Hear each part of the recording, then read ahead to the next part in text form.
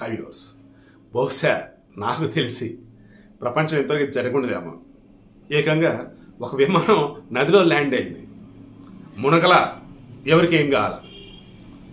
ఏంటండి నది ఏంటి, మునకపోవటం ఏంటి, విమానం అమ్మ బాబాయ్ మేము నమ్మాల్సిందే.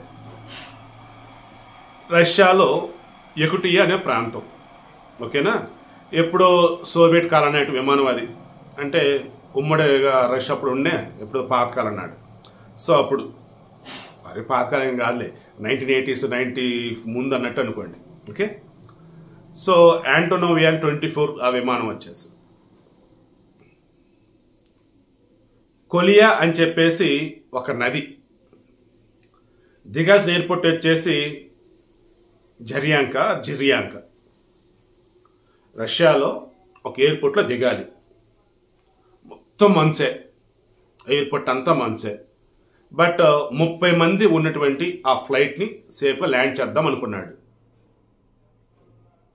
తీరా చూస్తే ఆ ఎయిర్పోర్ట్ మొత్తం మంచే ఉంది. సర్లే అని చెప్పి దించేశాడు. తీరా చూస్తే అది ఎయిర్పోర్ట్ కాదు, కొలియా అని చెప్పేసి ఒక నది నీరంతా గడ్డగట్టుకుపోయింది. దాని మీద విమానాన్ని ల్యాండ్ చేశాడు. 30 మంది సేఫ్. ఇమ్మీడియట్గా అక్కడ ఉన్న చూసి, ఒరే బాబు ఇది నదిరా, ఎయిర్పోర్ట్ కాదురా బాబు అని చెప్పేసి ఇప్పుడే అక్కడ ఉన్న పట్టుకెళ్ళిపోయి ఆ విమానాన్ని కూడా మళ్ళీ సేఫ్ ప్లేస్కి తరలించేశారు. అరుదుగా ఇటువంటి జరుగుతూ ఉంటాయి అనమాట. నెక్స్ట్ వీడియో కూడా అటాచ్ చేస్తాం, చూడండి సిచ్యువేషన్ ఎలా ఉంది అక్కడ ఏంటని.